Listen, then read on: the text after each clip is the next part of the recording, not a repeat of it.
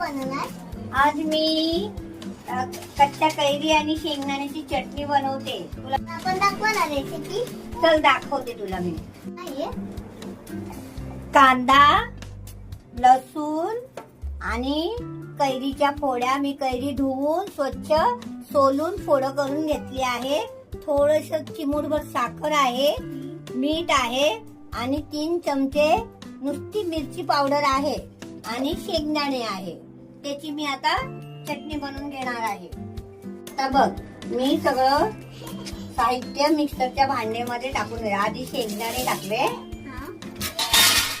मग कांदे, लसूण, कैरीच्या फोड्या आणि हे सगळं साखर आणि तिखट.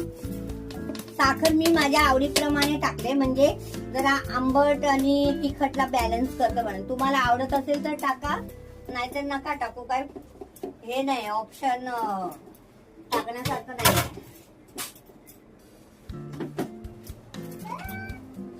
आता मी वाटून घेते आणि मग दाखवते.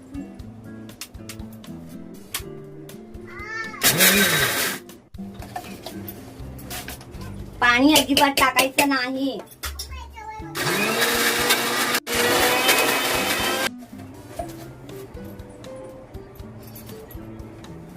झाली आता माझी चटणी.